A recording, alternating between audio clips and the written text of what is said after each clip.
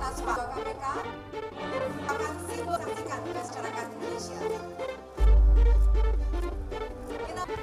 Lugas, tegas, kira-kira inilah kesan yang terlihat saat ketiga capres menyampaikan gagasan mereka masing-masing saat hadir di acara penguatan anti korupsi yang diselenggarakan oleh KPK.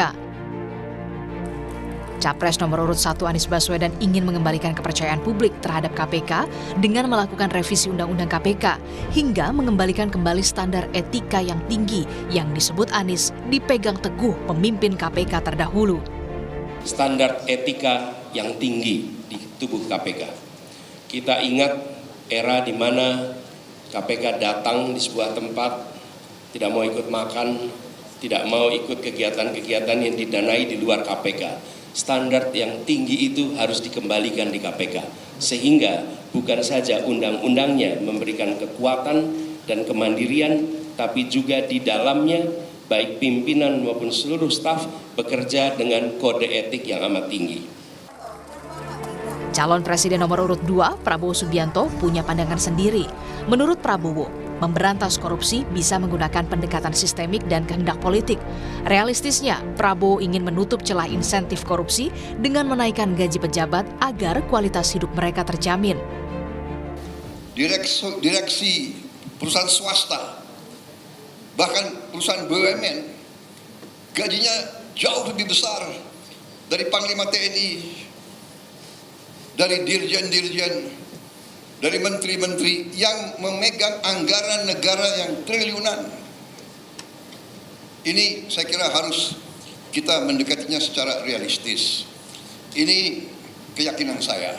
Jadi kita perbaiki kualitas hidup, kita tingkatkan gaji-gaji semua pejabat, semua penyelenggara negara. Kita mampu, saya sudah hitung dengan tim pakar saya. Sementara gagasan Capres nomor urut 3 Ganjar Pranowo lebih menyoroti soal penindakan koruptor yang disebut Ganjar harus punya efek jera dimiskinkan hingga ditempatkan di lapas Nusa Kambangan. Regulasi yang punya efek jera ini betul-betul mesti didorong agar konflik kepentingan bisa kita jaga untuk tidak terjadi adanya konflik itu. Dan tentu saja menegakkan kode etik, lalu mengawasi kekayaan yang tidak sesuai dengan profil tadi di LHKPN, dan meminimalisasi rangkap jabatan. Dan lalu, kalau itu tidak jerah, deterrent efeknya adalah memiskinkan koruptor. Saya kira Nusa Kambangan tempat terbaik untuk itu. Pimpinan KPK berharap siapapun pemimpin yang terpilih nanti bisa menjadi panglima pemberantasan korupsi.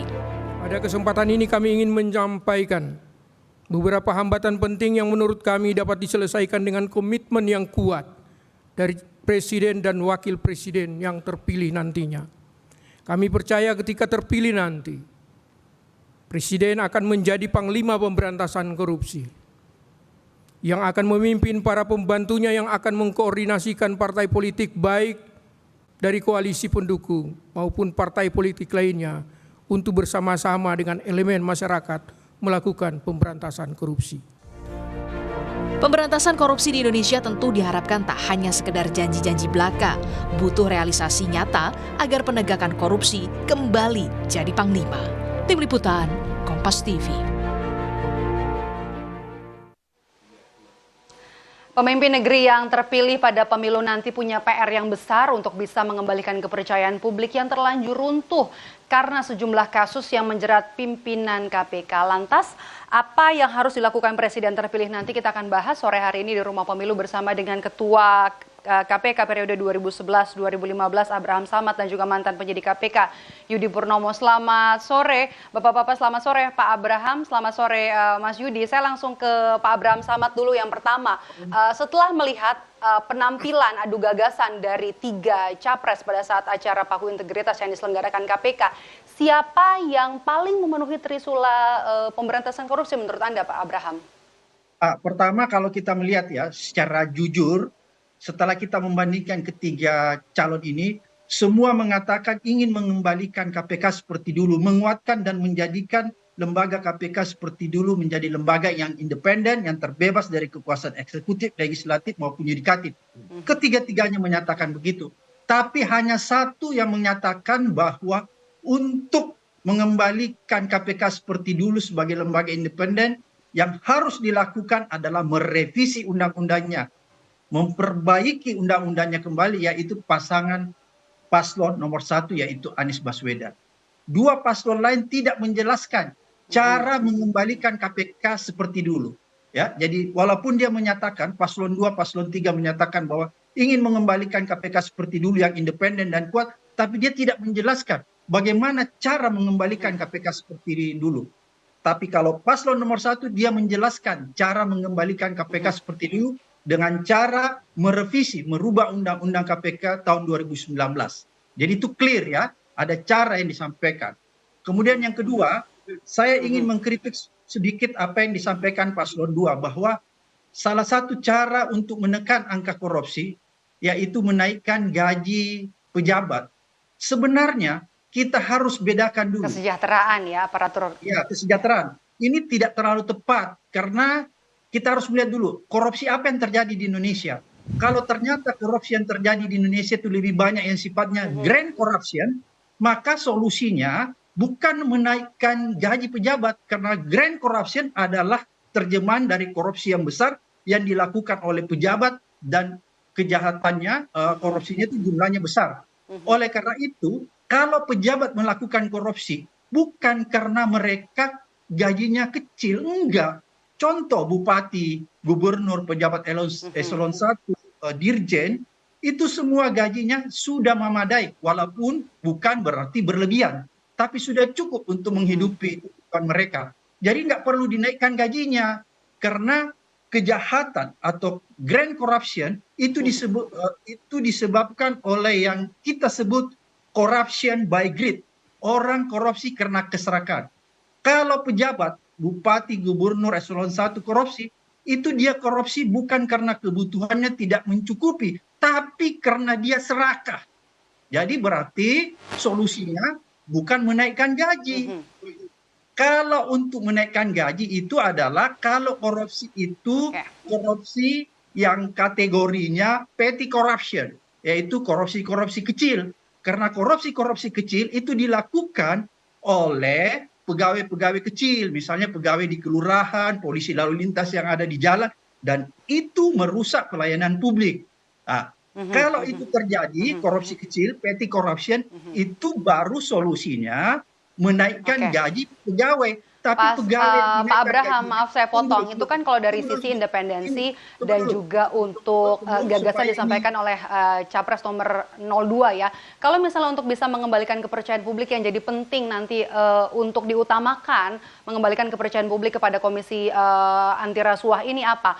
Melihat dengan apa yang terjadi sejumlah kasus yang menyeret nama pimpinan KPK, ada Lili Pintauli Siregar, kemudian juga Firly Bahuri, dan yang terbaru adalah 93 pegawai yang diduga terlibat pungli. Mana paslon yang paling mendekati realistis untuk bisa mengembalikan kepercayaan publik?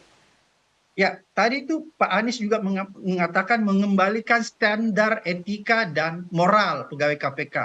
Kalau kita ingin mengembalikan standar etika dan moral, maka itu kita berbicara masalah rekrutmen. Pertama, rekrutmen komisioner, pimpinan KPK itu harus diperbaiki, dan rekrutmen para pegawai KPK. Kita tidak boleh lagi melakukan rekrutmen pimpinan KPK yang bermasalah atau yang moral atau standar integritasnya itu rendah. Seperti kemarin kita merekrut para komisioner. Jadi rekam jejak ini penting ya untuk bisa difilter ya. Ya, jadi begini, seperti kemarin kita merekrut ya standar integritas para pimpinan KPK yang rendah. Firly, Lili, Alex, Gufron, Tanak, itu semua mempunyai standar etika yang rendah. Kenapa saya katakan rendah? Karena mereka sudah punya masalah dan dilaporkan pada Pansel dan juga DPR, tapi tetap dipilih. Berarti Pansel dan DPR pada saat itu menurunkan standar integritas, standar moral untuk bisa standar etika dari calon pimpinan KPK selanjutnya ya, begitu ya. Oke, Pak Abraham, saya akan bergeser sedikit ke Mas Yudi. Mas Yudi, sebagai bagian dari internal KPK, Ketua Wadah Pegawai KPK, apa yang perlu diperbaiki dari internal untuk bisa mengembalikan kepercayaan publik menurut Anda? Ya, tentu banyak hal ya yang harus dilakukan, tetapi yang paling penting adalah quick win ya. Bagaimana kita tahu bahwa selama 19 tahun ini pemberantasan korupsi ya 90% KPK gitu ya. Berbicara mengenai hancurnya pemberantasan korupsi ya berbicara mengenai hancurnya KPK juga akibat pelemahan-pelemahan. Nah, saat ini kepercayaan publik semakin turun seperti survei CSIS kemarin ya, malah kita kalah dengan kepolisian, dengan kejaksaan, seperti itu. Itu terjadi karena apa? Karena kepercayaan kepada internal KPK, yaitu pimpinan maupun pegawai KPK.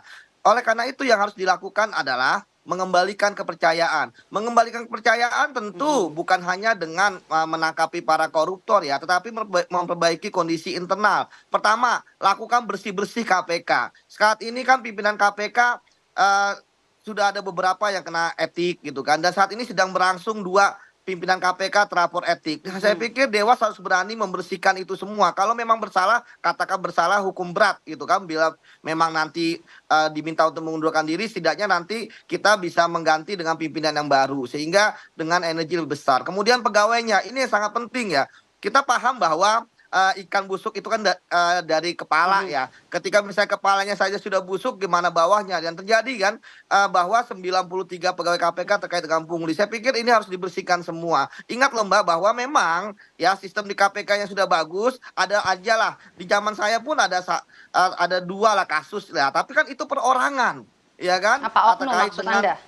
iya, oknum. Nah, kalau sekarang sampai 93 itu kan bukan oknum tapi sudah sistematis, dan paling menakutkan adalah mereka ini ya itu sudah tidak takut lagi melakukan korupsi gitu ya. Kita tahu bahwa pungli itu adalah korupsi. Kenapa? Tinggal bagaimana perbuatannya, apakah gratifikasi, apakah pemerasan, apakah suap menyuap. Jadi kalau misalnya saat ini KPK tidak berani untuk bersih-bersih Mbak ya, maka kepercayaan masyarakat tidak akan pulih. Dan kalau kepercayaan masyarakat tidak pulih Mbak, terjadi krisis dalam pemberantasan korupsi. Jadi ketika kemudian KPK pun kinerja menurun, internalnya konflik, ya kan, yang terjadi adalah indeks persepsi korupsi kita seperti yang kemarin dibahas.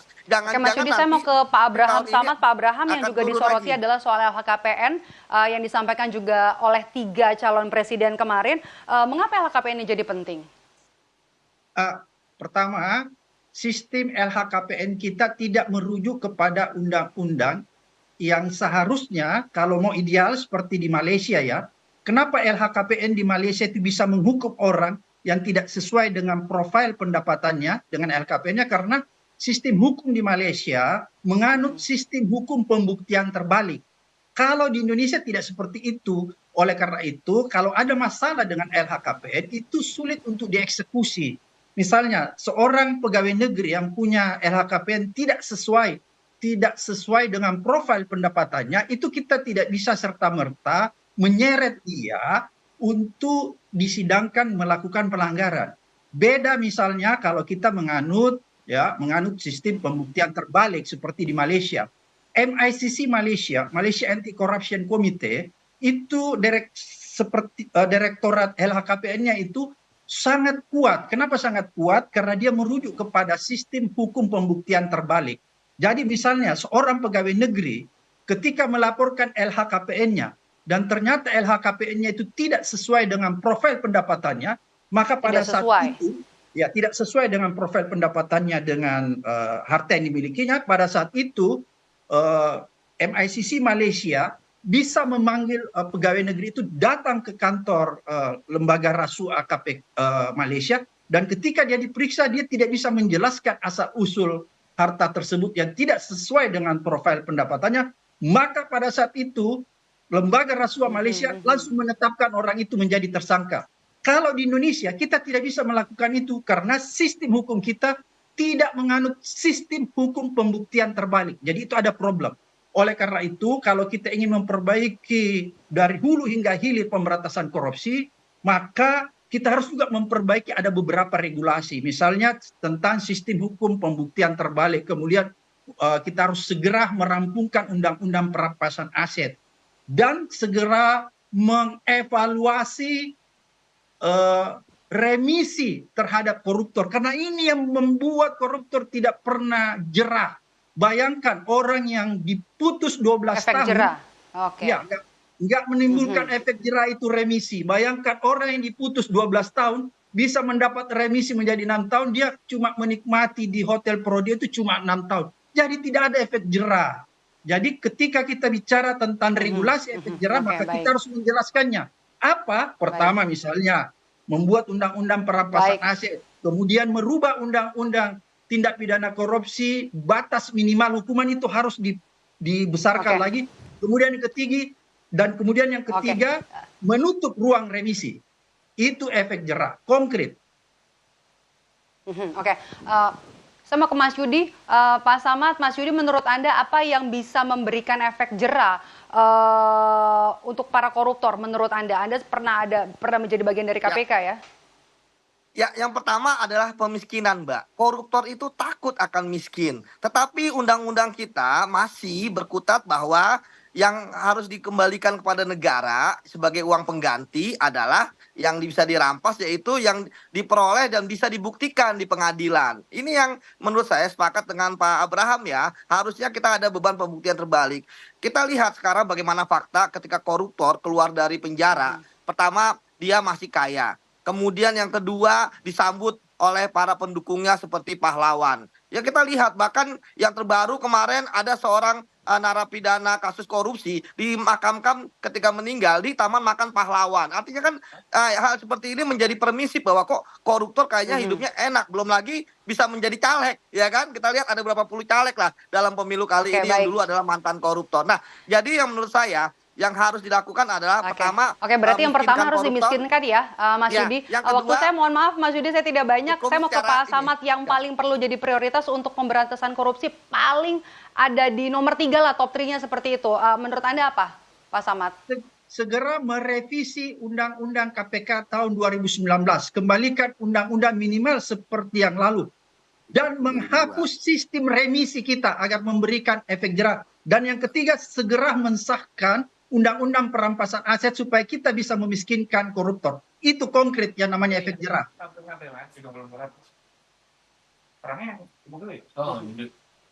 Oke, baik. Terima kasih atas waktunya Bapak-Bapak. Terima kasih Ketua KPK periode 2011-2015 Abraham Samad dan juga mantan penyidik KPK Mas Yudi Purnomo. Saya selalu Pak Abraham dan juga Mas Yudi. Terima kasih. Siap.